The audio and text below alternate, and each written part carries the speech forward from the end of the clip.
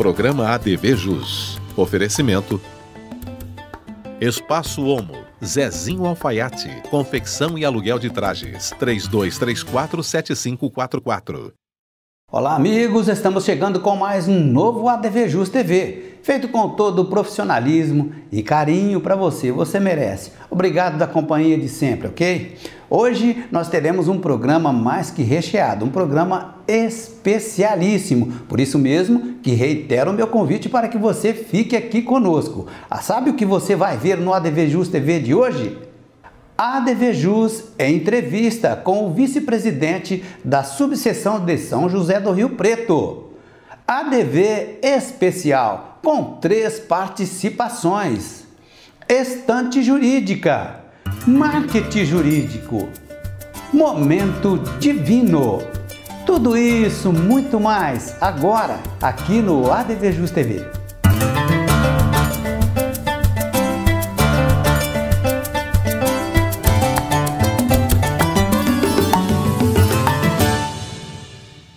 Iniciando, portanto, o nosso ADV Jus TV de hoje, a gente inicia com uma notícia que nos causa bastante apreensão.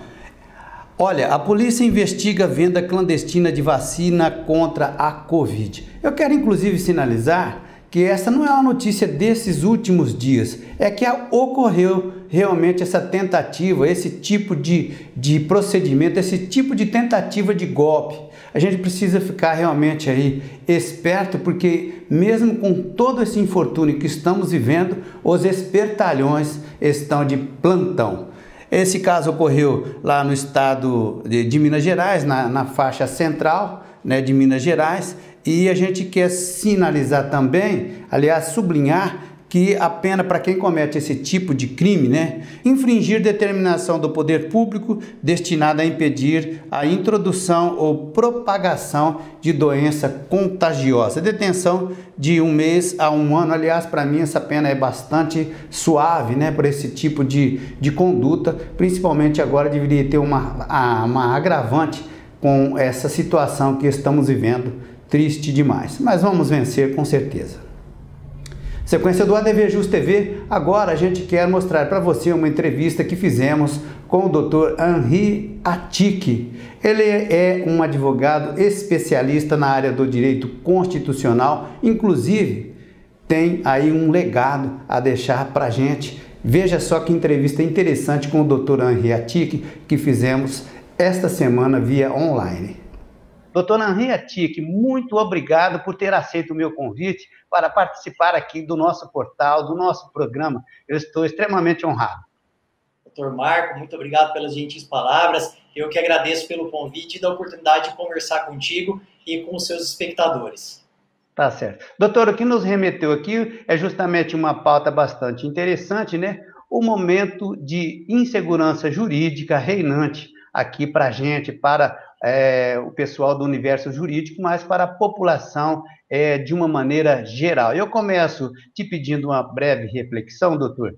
Essas decisões, né, do Supremo, inclusive a soltura lá do deputado que havia sido preso, né, agora tudo isso, né, eu acredito que traz, sim, não só para a classe jurídica, mas para a população em geral, um certo descrédito da corte, e isso resvala na justiça de uma maneira também, acaba chegando até nos quadros advocatícios. Doutor, que confusão, hein?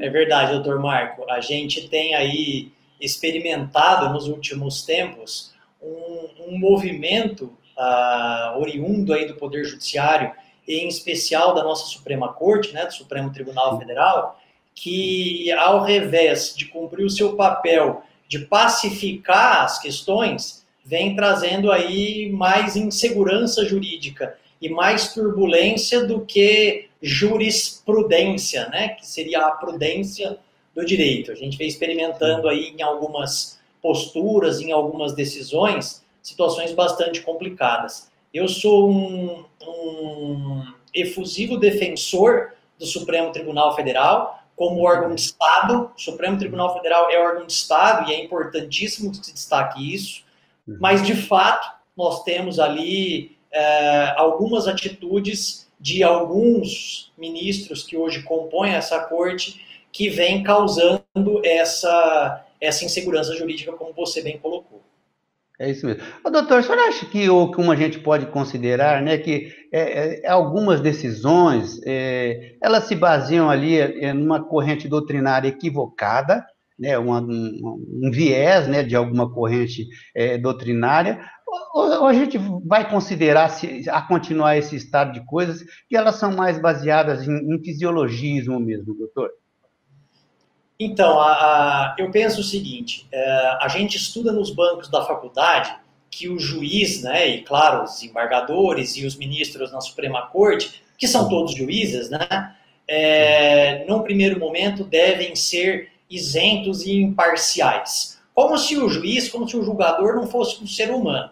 É uma utopia, é uma ingenuidade pensar que o juiz não vai decidir conforme convicções pessoais, conforme a situação econômica do país, conforme a situação política do país. É claro que o código econômico, o código político, as próprias questões e convicções morais, principiológicas vão influenciar no momento do juiz formar a convicção dele. Isso é natural. O problema é quando o juiz forma a convicção ao arrepio da lei, né, ao arrepio da própria jurisprudência, ao arrepio dos princípios gerais de direito, que deveriam ser aquilo que pautam, não é, a decisão judicial como fontes do direito que a gente estuda desde os primeiros dias lá dos bancos universitários.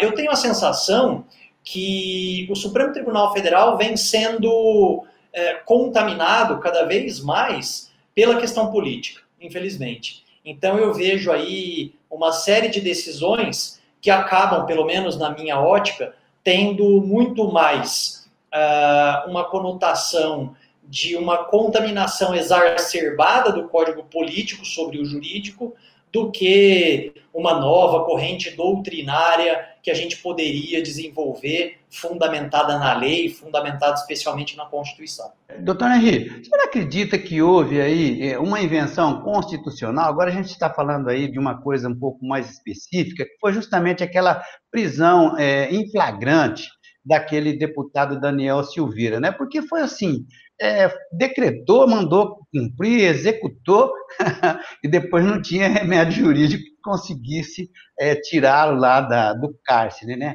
E a gente observa que nos nossos livros, nos livros que estudamos, né, não existia um fundamento, pelo menos assim, aceitável para que aquilo perpetuasse. O que o senhor pode falar a respeito desse vetor, doutor? Essa foi uma das várias decisões polêmicas atualmente que vem acontecendo no Supremo Tribunal Federal.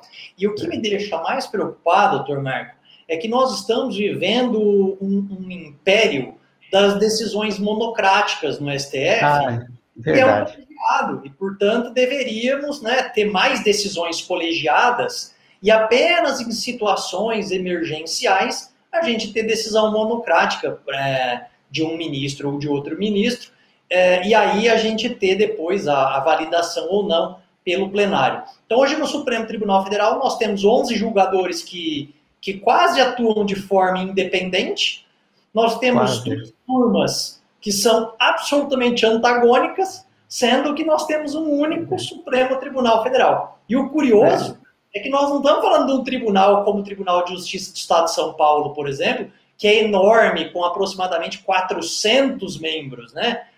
Nós temos um tribunal só com 11 julgadores, e toda essa confusão acontecendo por lá. Na minha visão, me parece que a interpretação algumas interpretações, na verdade, que eu vi na mídia quanto à imunidade material dos parlamentares, né, lá do artigo 52, né, que diz que os parlamentares são imunes por suas opiniões, palavras e votos, me parece que ela não pode ser também interpretada como impunidade, como se o parlamentar pudesse falar tudo o que ele quiser e ele nunca fosse possível responsabilizá-lo por eventual crime. Tanto é que a Constituição destaca que ele é imune por opiniões, palavras e votos no exercício do mandato, né? Então, no momento que o deputado Daniel Silveira estava gravando aquele vídeo, dizendo as coisas que ele disse, eu não sei, né, dizer se ele estava no exercício do mandato ou não. Eu tenho a sensação que não, e, portanto, ele poderia ser responsabilizado.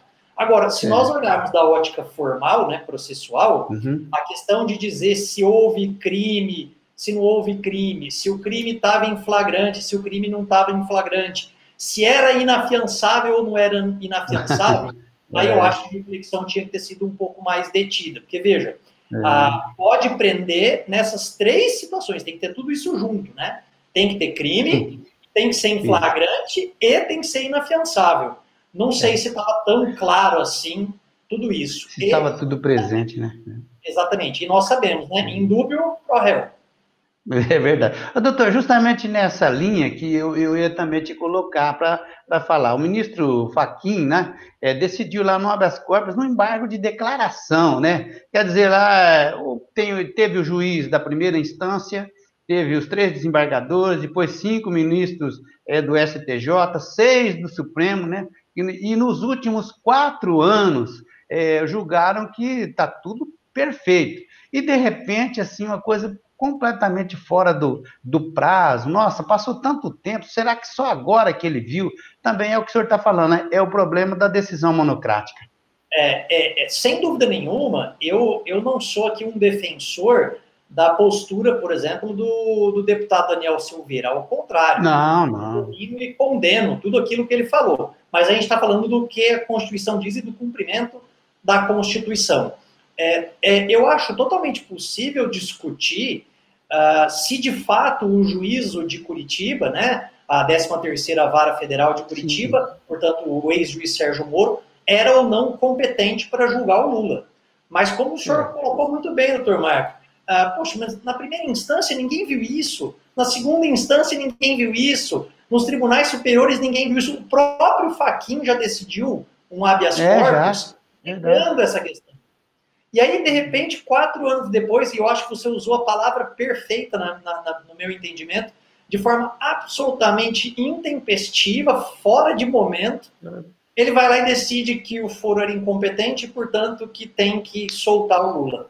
Não estou aqui fazendo uma análise política da questão. Não, é jurídico. E talvez até acho que o foro de Curitiba poderia ser considerado incompetente. Mas só agora, depois de tudo isso, eu acho que é mais uma dessas decisões que nos causam essa insegurança jurídica que a gente está tratando.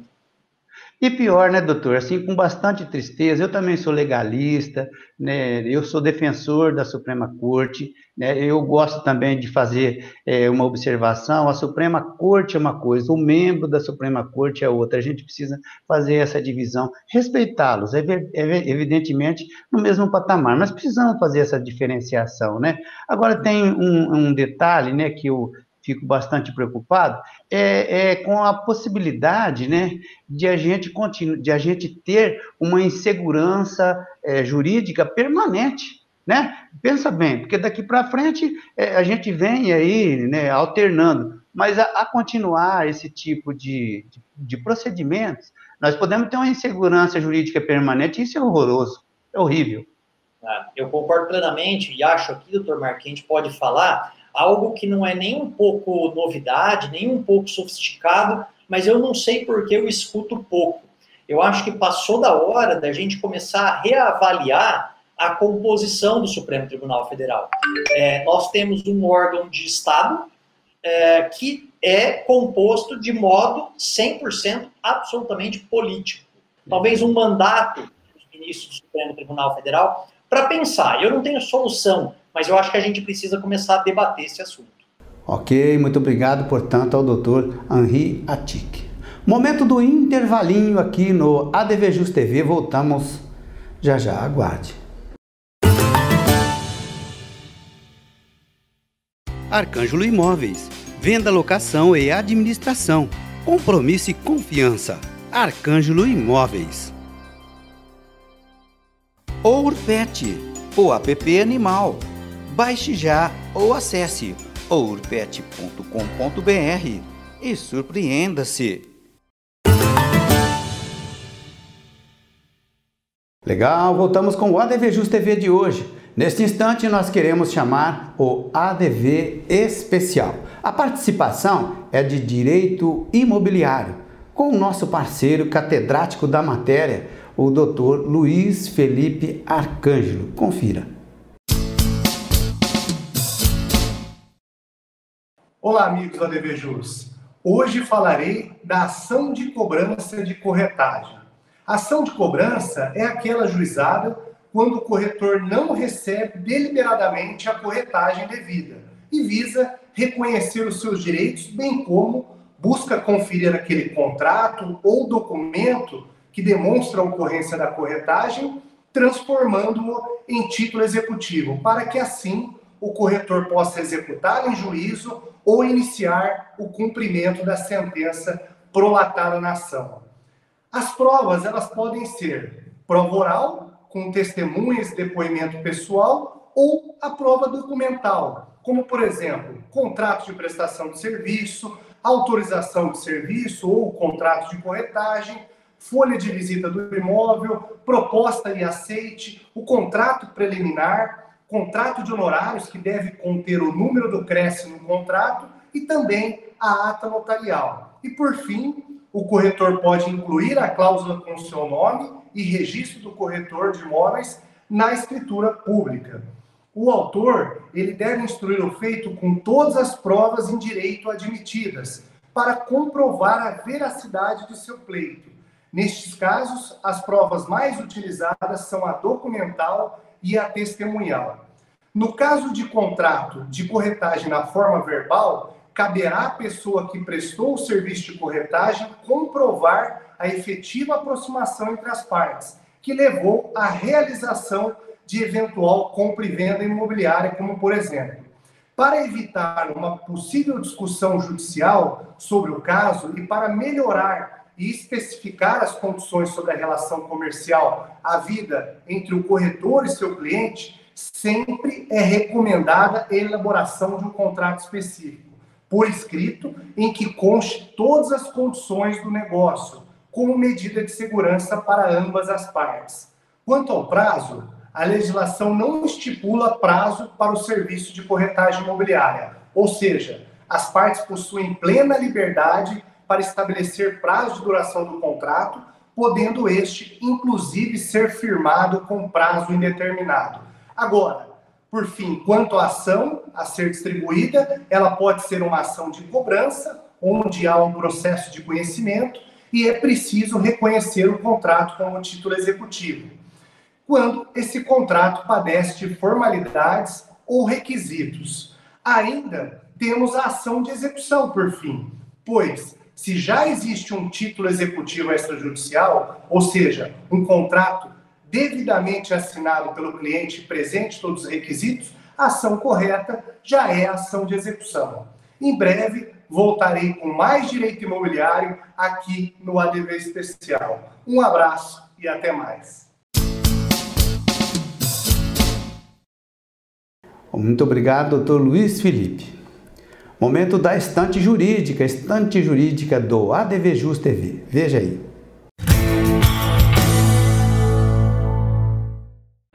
A estante jurídica do ADVJus TV de hoje destaca a seguinte obra: Erros médicos e perícias judiciais.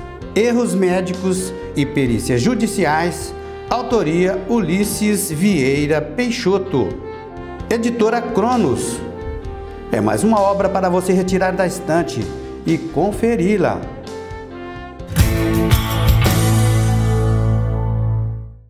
Sequência do nosso programa, agora o espaço aberto para a prática processual penal, com o nosso parceiro de ADV Especial, o doutor Joaquim Romão Neto. Confira.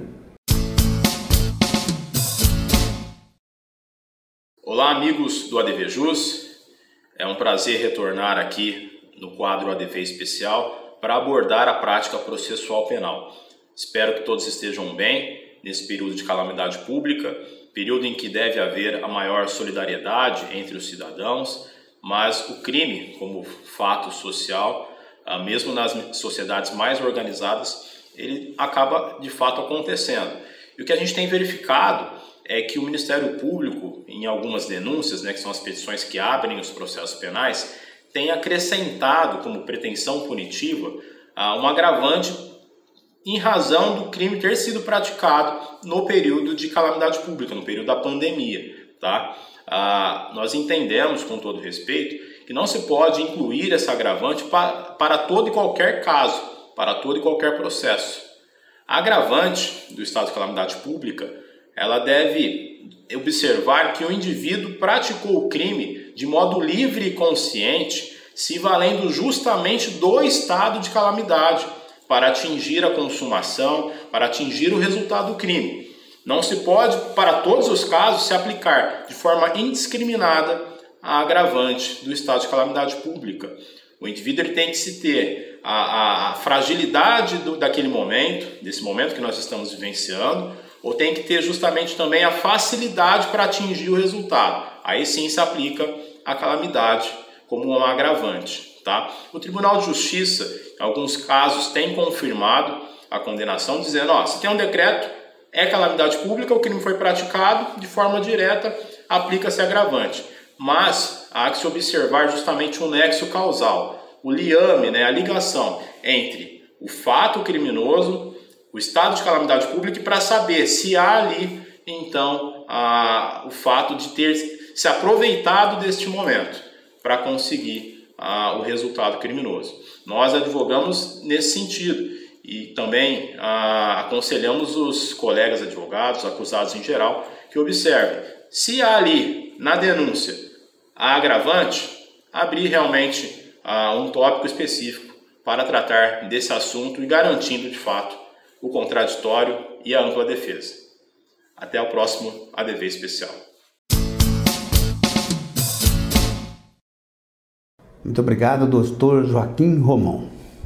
Meus amigos, agora aquele momento azul aqui do ADV Jus TV, onde a gente fala sempre da importância do marketing jurídico na vida do advogado. Nós sublinhamos sim a interessante participação dos nossos parceiros aqui no ADV Especial e realmente são motivo de orgulho e destaque para nós aqui do portal. Evidentemente, os nossos colegas são, sem dúvida nenhuma, aqueles colegas que estão no hall lá, que orgulham a classe e envaidecem a advocacia. Venha participar você também do ADV Jus TV, que aliás tem sequência. Agora nós vamos falar de direito condominial, é o ADV Especial, com o doutor Márcio Espímpolo. Veja. Olá, amigos do ADV Jus. Hoje no quadro Condomínio, no direito condominial, nós vamos falar um pouquinho com você sobre os decretos e também sobre as áreas comuns dos condomínios. O que é que pode e o que é que não pode. Muito bem, nós estamos aí vivenciando uma fase do Plano São Paulo, em que você tem fase verde, fase amarela, fase vermelha, fase roxa agora e também o chamado lockdown. Como é que os condomínios devem se comportar nesses casos? Bem, é sabido que, diante da hierarquia das leis, tendo a Constituição como topo dessa hierarquia, nós podemos dizer que os decretos, sejam eles estaduais e municipais, eles não se aplicam diretamente aos condomínios. É bem verdade que nós estamos vivendo aí uma pandemia sem precedentes, onde há necessidade de todos se adequarem, todos buscarem ficar no maior distanciamento social possível. Não obstante a isso, é preciso também que, por um outro lado, principalmente o síndico, essa figura tão importante dentro do condomínio, consiga fazer uma boa gestão nessa parte de distanciamento social dentro do condomínio. O que ele pode fazer? Bem, diante da não aplicação dos decretos dentro dos condomínios, o síndico não pode tomar uma atitude arbitrária e unilateral de cumprir o decreto que está do lado de fora do condomínio, dentro do condomínio. Então, portanto, se o decreto municipal, por exemplo, diga que as academias e outras áreas, como piscinas, clubes e etc., devem ser fechadas do lado de fora por serem comércio, do lado de dentro do condomínio, quem decide são os moradores, os condôminos, e não um decreto ou o síndico por conta própria. Então, é importante nós entendermos nesse momento que o síndico precisa fazer um plano de ação para o seu condomínio. ele precisa delinear algumas possibilidades para que os condôminos também tenham condições, se o condomínio tiver uma estrutura, inclusive protocolos de segurança máxima em relação à disseminação do vírus, poder utilizar as áreas comuns, por que não? Mas quem vai decidir isso são os moradores. O síndico, então, precisa apresentar esse plano para os moradores e buscar uma saída onde possam contemplar, inclusive, a questão emocional, psicológica de cada condômino, que isso também faz parte da vida, do direito à vida.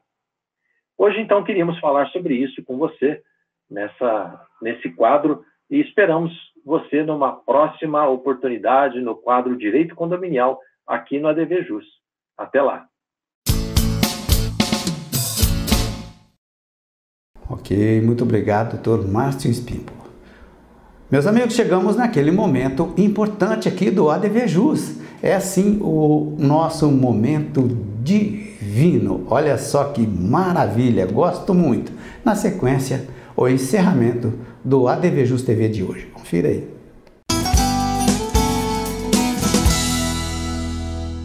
Vinho Louis de Bosca Pinot Noir é um vinho tinto de cor rubi.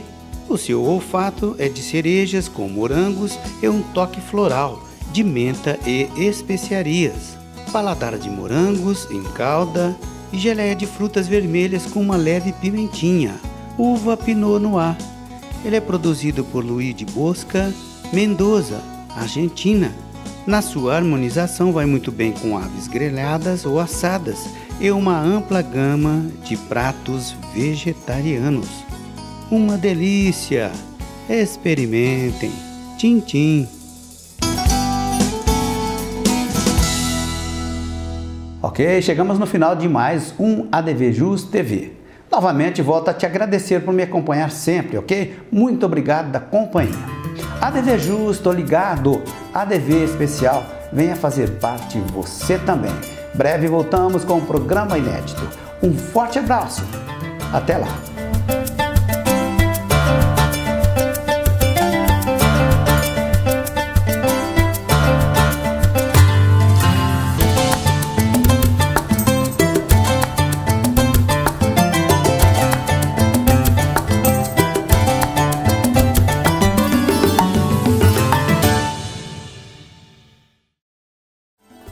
Programa ADVJus. Oferecimento Espaço Homo, Zezinho Alfaiate, confecção e aluguel de trajes, 32347544.